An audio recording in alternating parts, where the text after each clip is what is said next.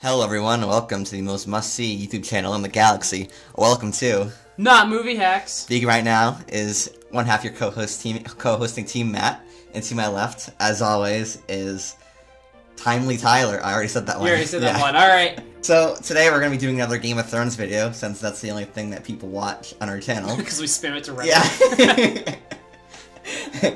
So today I have kind of an experimental video, and if you obviously you're clicking this video, you already know what it's about. Saying this video if it comes out, if it succeeds or not. But I wrote this video. Tyler has no idea what we're gonna be talking about. No just clue. that it's Game of Thrones. I'm kind of a little bit nervous. Okay.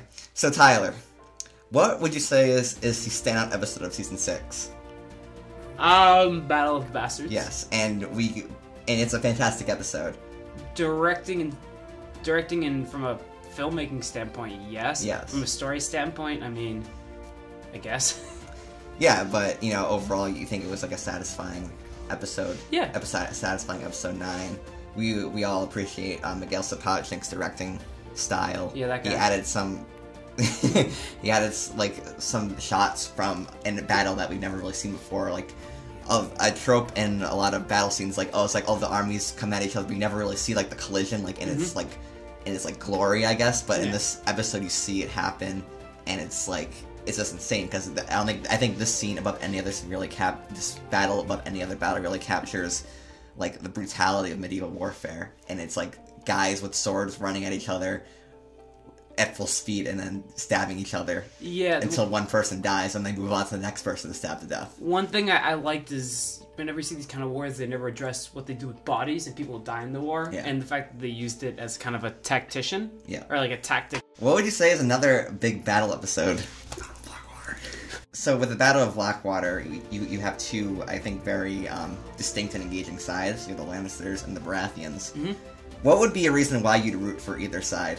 Or some multiple reasons. Let's start with the Lannisters.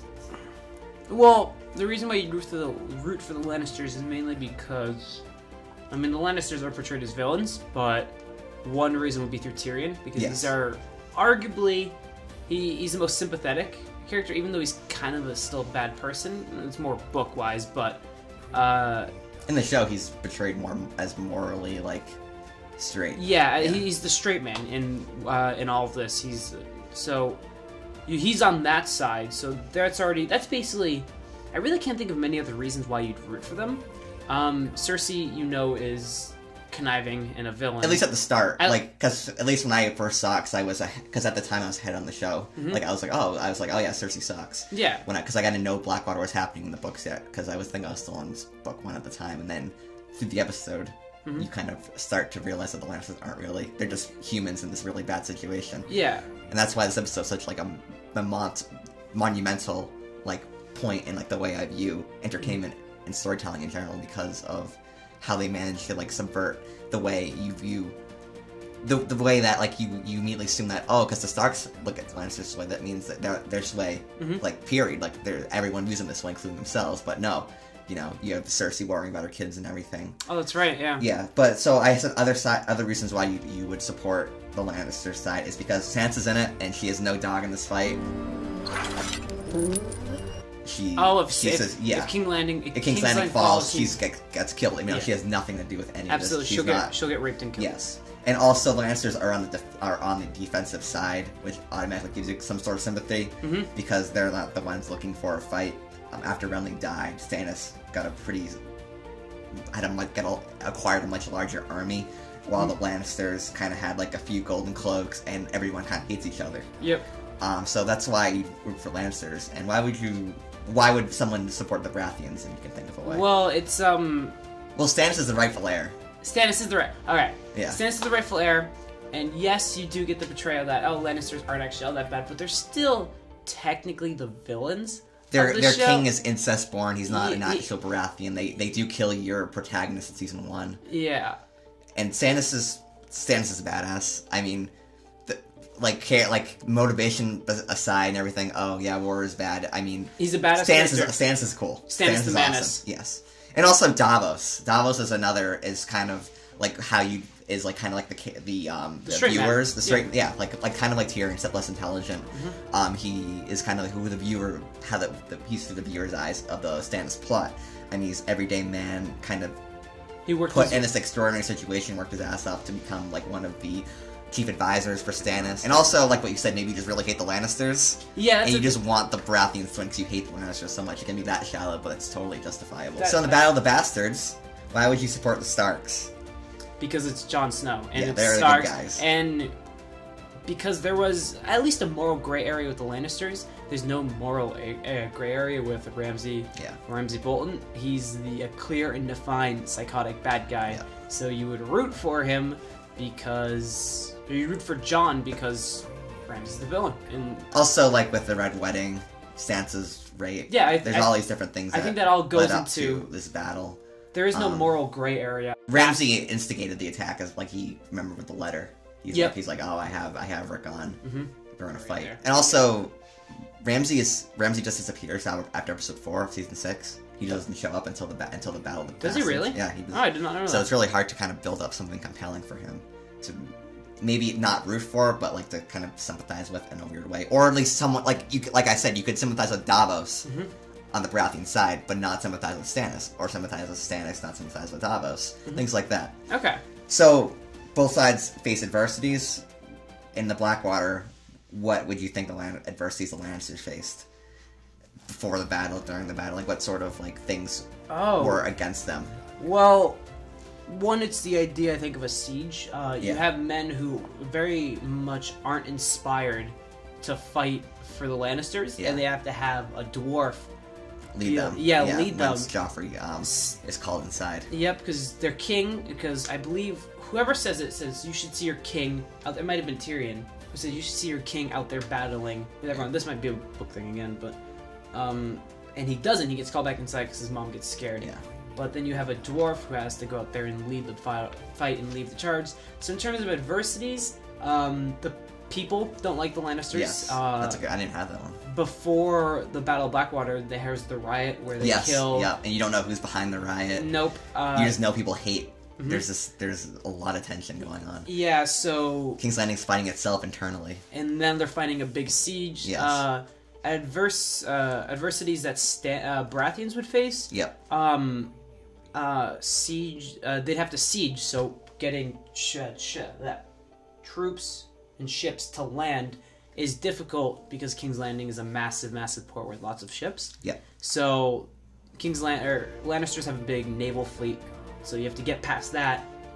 Then you have to fight on land, so you kind of have to fight a two-front war, I think is the expression.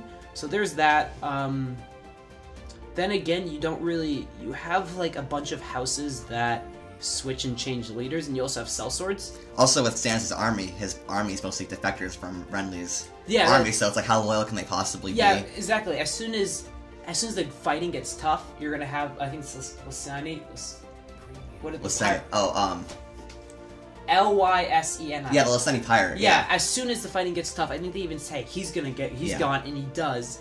You're right. How loyal are people going to be as soon as they realize they're on a losing side? That's why they changed from Renly to that, or he died. But yeah, so there's both adversities on each. So I mean, with another big Lannister adversity is the fact that they're essentially isolated in King's Landing. Jaime's captured in River Run. Oh, that's right. Tywin is at Harrenhal with a huge Westland army. He's not at King's Landing. You're right. Yeah, so when he gets to King's Landing when the battle is going on. Okay. So that was always kind of like a big anomaly, I guess, is whether or not Tywin would make it. There's also Littlefinger brokering the alliance with the Tyrells because Stannis could not get the Tyrells on his side. Tyrells are essentially the strongest army in Westeros at the time, in book and show. Yeah, I forgot because Tyrion gets hit by Meryn Trant. Is that it? Is he? No. Mandon Moore? Yeah. Yes. Yeah. Good. Oh my god. Thank you. And because then he wakes up and Tywin's back in hand. Yep. Yes. Also with Stannis' side, we have the whole fact that Stannis is. They do establish and show that Stannis is like the least liked out of the Baratheon brothers. He kind of has the least. He was given Dragonstone. When he wanted Storm's End, Renly got Storm's End. Yeah, because Stannis should have gotten Storm's End. Yes. And also, there's also Davos' plot where he's trying to prove himself to Stannis. Remember, in the show as well, where he's like, I don't want Melisandre to go. she's evil, she's a witch, and she's like, I want to go because we'll win. That was kind of a chip on his shoulder in this moment because he needs to prove to Stannis that he does not need Melisandre. And then after the battle, that's kind of when Melisandre really starts to corrupt Stannis, and when he has to look in the flames, sees the battle in the cold winter. So things like that help, even if you don't really notice it in the first viewing. I've watched the Battle of Blackwater a million times, and it's kind of these things that are all mentioned and are all brought up throughout the whole season that are just really interesting. You get to see them all play out either subtly or some of the bigger plots are shown as well. And then for the Starks, the adversity they face is that they have less numbers. Absolutely. They have untrained wildlings, and they're on the attack. They also have not the best military leaders. Like, yeah. Jon Snow's awesome. Jon Snow's awesome, but he's not a military leader. He's not a Stannis. No, he charges stupidly once Rickon dies and is ready to face death charging a wall, so not the best leader. And Ramsay is shown to They also have Rickon, as you said, Ramsay is shown to be like a very intelligent military leader. Yes. Because with the whole piling the dead bodies and all that stuff, so... Also, I think as a detriment to the Battle of the Bastards, Ramsay doesn't really have any sort of adversities besides the fact he's fighting characters with plot armor. And he has to worry about a secret veil attack.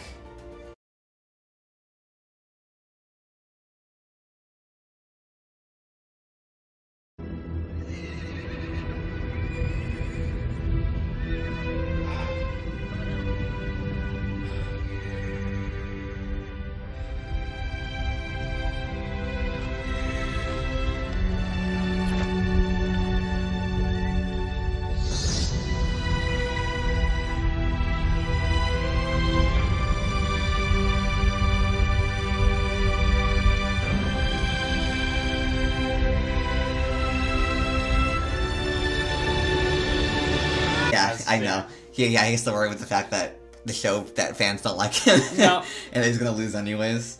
Again, I don't want the Battle of the Bastards to be exact. I mean, to be exact replica of Blackwater, but it'd be nice to have a little, because again, the show originally started off with there's no clear morally. You could have morally evil characters like Joffrey, but you can have in the mix a Tyrion or a Cersei on their side to kind of balance out the idea that I feel weird rooting for one side, even though I kind of like the other side as well. Things like that. It's not like a sports team where it's like, oh, I want this team to win. I want this team to lose because this is my team. Game of Thrones is different from that. Last section. What kind of... So this isn't really split up onto either side. This isn't split up Lannister, Baratheon, Stark, Bolton. Just in general in the Battle of Blackwater, what are some anomalies or outside factors that could impact the battle itself? What's kind of built up throughout the season as things that could happen and do happen? I guess it would be the Tyrell army. Yes, could have come and helped if Stannis' fleet overtook Lannister's fleet. In terms of Stannis, maybe more men. I was saying R'hllor, the whole R'hllor, the Red God thing. Oh, whether or not this is legit or bull. Yeah, the R'hllor and the Red Priest. There's also the wildfire when Tyrion discovers that the pyromancers are working with Cersei. Oh, that, yeah. He's like, yeah, the wildfire's you're working for me now. And then you see it play out later on when they trap all the ships in that really amazing scene. With the chain? Yes. Is that in the... No, I mean, yeah, in the chains in the books, but in the show, that's when they send out that huge hole filled with wildfire, and Bronn shoots the arrow and it blows up everything. Yep. So the chain's not in the show? I thought the chain was in the... No, the chain is not in the show. Just briefly mention the Lannister loyalties. Each Lannister kind of hates each other in King's Landing. They're all scheming against each other in some way. The incest rumors become exploited by Stannis. How many people at this point? Because Stannis is like, yes, Joffrey's born of incest. I'm the rightful king. So is all his brother or Tommen and Myrcella. How many people accept that? Because I know. It's people. Well, there's that scene with Joffrey where he is in season 2 where he kind of talks to Cersei, and then Cersei slaps him, and he's like, "Oh, I'll something." But there's a way that there's hinting where he kind of understands that his mother and his uncle have sex. Is there? But he's kind of cool with it because he still gets to be king. It's definitely in the first episode of season 2. Okay, because I wasn't sure how much support is there for that theory, because again, it is no one can confirm it. I know genes in the show are very, very dominant, and every single Baratheon kid from Robert has his traits. Like like Genji, like it's very apparent in the show who is what. Well, I remember in both the book and show, it's like it's supposed to be kind of surprising when Cersei finds out, when Tyrion finds out that Tywin does not believe in the incest. It is surprising because everyone's kind of like, look how Lannister they are. Yeah, he just refuses to accept it. Like like the idea never crossed his mind that it was actually true. It shows how passionate he is about his house. So yeah, I'd go on to say that it's a fairly well accepted rumor in both worlds. Okay. And in the Battle of the Bastards, what are some anomalies, outside factors that could have possibly do? Well, you did have the eventual outside factor for the Starks, for the North, I should say. Stark's support is the Veil. Yeah, Sansa writing the letter. Yeah. It's like, who could it be to? Yeah, but everyone's just like, it's gonna be the Veil, and then the Veil comes. Support, he had wildlings. Basically, he was rising up against most of the North. Yeah. Yes, people don't like the Boltons, but people are loyal. Like the Umbers and the Karstarks. The Umbers and the Karstarks are loyal to the Boltons. Yes, so they're on that side. So they're two of the bigger houses in the North. But they don't have, like, their Small Umber and Lord Karstark don't have any character. Like, they're in, what, 2 scenes? Yeah. And I think Karstark is, like, a pedophile. Is he? Yeah, I was like, oh, Lord Karstark, let's hit the boys. Of course. Yeah. And then Umber gets his neck bitten off by Tormund, So, I mean, outside factors, the Veil happened. I have Jon Snow being resurrected from the dead, even though it doesn't matter. A religious figure? Yeah, religious figure. Things that they could have done. White Walkers are obviously always kind of be a factor in anything that happens in the North. Yep. That would have been pretty interesting. Also, like Ramsay, as you said earlier, is a calculating and mischievous character. He's probably planning something, and you do see that he does have a plan with that. Almost successfully kills Jon Snow. Yeah, he luring him with Rickon. He did not expect the Veil. Yes. And that took him so surprised because he what is it called? Retreated. Yeah. And then also, I bet he didn't expect one giant to destroy the walls of Winterfell. We're not gonna start. But that's stupid. That's a different video. It's stupid. So that is basically our video. I know we didn't cover any of the Marine stuff in Battle of Bastards. That's the Marine plot in the show is another whole video. Oh yeah. The main draw to the Battle of Bastards episode is the Jon Snow Ramsay Bolton conflict, and how hyped up this episode's gonna be. Yeah. Nothing. This has like a 9.9 on IMDb. It's one of the highest rated episodes of a TV show. And we both love this episode, but I think it's worth pointing out for people that still think that the show is as good as it was or better than it was back in like the earlier seasons, that it has dropped in quality from a writing standpoint. I bet that if the Blackwater had the budget, I mean, Miguel Sapochnik is a fantastic director. He gets great performance out of Kit Harington. In every episode, he did like Hard Home, things like that. And Kit Harington's great is great in is great in Hard Home, is great in Battle of the Bastards. Oh, Hard Home's another one I forgot about that. Yeah. Yes. So obviously his influence helped with this episode tremendously. I think I read that he kind of had free reign to do whatever he wanted. That's kind of awesome. Yeah. I mean, we should really clarify, because our season 8, our rant about it. Season 8 is going to look, production-wise, be top-notch, some of the best thing ever put to TV. If not the best, production-wise, best TV. Ever. Yes. We cannot stress that enough. This show is going to look and be entertaining. Yes. But our big issue is the writing. The writing has taken such a clear dip once the book stopped. All logic has gone out the window. We should clarify enough. We do enjoy the show. It's just, you can't argue it's the same level. Yes, and you can't argue that, it's a different battle, so different, it should have different things. Different, different elements, different, allegories. It's, no. A Song of Ice and Fire, Game of Thrones is, at its core, this story about human beings, and just, this conflict that they face internally with society and with the world. And it just doesn't make sense for it to have this good guy, bad guy Lord of the Rings feel, because I love Lord of the Rings, but this is not Lord of the Rings. This is something totally different than Lord of the Rings. George R. R. Martin has come out and said, he's like, I don't like that Lord of the Rings good guy, bad guy. I want there to be morally gray areas. Yeah, he wants to make something different. He's an atheist. He was a peaceful protester during the Vietnam War. And I don't want them to cling to everything George Martin does because it's broken off from, because Battle of Bastards is technically broken off from the books, but it needs to hold on to the same elements it had in the first 4 seasons, first 4 or 5 seasons too, because they can't go, because they're not only betraying A Song of Ice and Fire, they're betraying the initial few seasons of Game of Thrones by doing this good guy bad guy thing. Yeah. And like we said, we love this episode, but it does have problems, and we're just offering another viewpoint from other than pure gushing love and loyalty to a show that has dipped in its writing quality. Yeah, and we cannot put emphasis on that enough. Writing is where all our issues with this show lie. Yes. Is writing. Production-wise, it's one of the best shows, if not the best show to be put to television. Yes. So, well, thank you everyone for listening. This was very successful. I enjoyed this. This was a very fun video. Yeah. I'm sure we'll be hearing about how stupid we are in the comments. Absolutely. And how we don't know anything. And if you like what we've seen here, we have other great Game of Thrones content you can dislike. Please feel free to check us out. We'll be making more Game of Thrones videos. Thank you everyone for listening, and goodbye.